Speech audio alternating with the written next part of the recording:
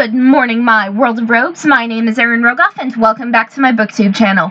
Mine's the mess. I have been crocheting and writing all morning, and I have been thinking to myself, I deserve a trip to Barnes & Noble, because payday was Friday, and I am super excited to get to Barnes & Noble. I have been moving on to different genres that I normally wouldn't read, so instead of just focusing on young adult fiction and high fantasy, I have been reading thrillers and suspense novels that are more adult, but this channel is primarily booktube videos on young adult fiction books, so that might not change, but I might just add some more booktube videos on more things that are kind of adult, I guess.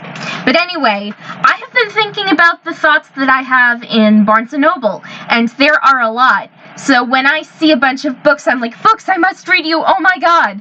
And my brother, he actually thinks that if the world was coming to an end, a lot of people would be breaking into stores and stealing stuff, and my brother's thought is, Erin, you would probably break into Barnes & Noble and devour all the literature before the world ended, because heaven might not have a library. But my version of heaven does include a library, of course. Oh my god. So moving on to this video, my thoughts in a Barnes & Noble or a bookstore anywhere. Starting off with, I love Barnes & Noble, and dare I say it, I hate Barnes & Noble. Why, you might ask? I love Barnes & Noble because all the books are so good and I have such a fun time reading them, and I hate Barnes & Noble because I can't buy every last one of the books. And since I only have one lifetime to read, I want to read everything. And that is not a waste of time, in my opinion, because doing what you love, you do what you love with the people you love, as Robin Williams' character of Teddy Roosevelt said in the Night at the Museum movies, and I totally agree with that. And whether it's a reading party with my mom and my dad and my brother or one of my friends, or if I'm just reading poetry to a certain someone, then that's like super sweet for me.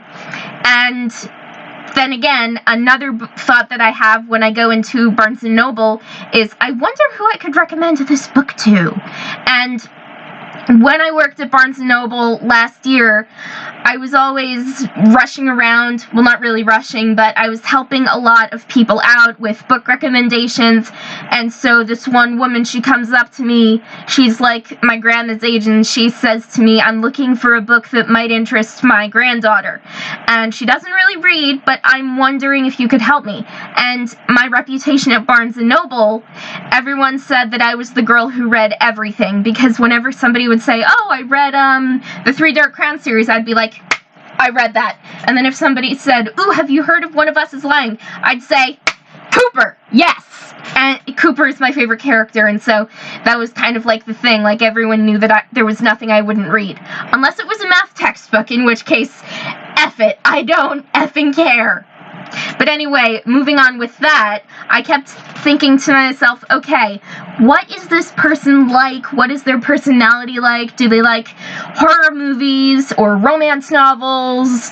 Because if it was a horror movie that they enjoyed, I would recommend The Savage Song by Victoria Schwab.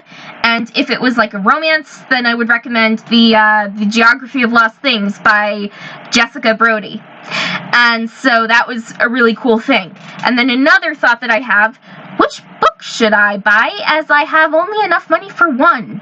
Perhaps I could make a mental note of this and have someone buy it for me later? Oh my gosh, I don't want to wait! That goes on a lot of the time if my funds in the bank are really low. And then another thought that I have is, when I make it as a big author, I will be able to have a lot of money, and I will be able to buy so many books in the bookstore, and God knows I want to buy the entire store. Pretty much.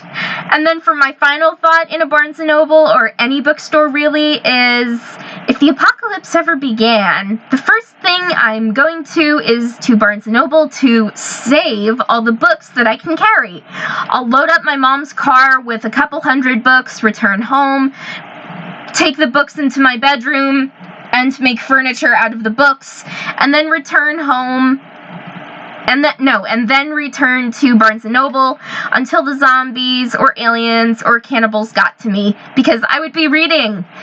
Oh my gosh. That kind of feels like a Fahrenheit 451 kind of situation, because the end of the world would be the day I can't read books.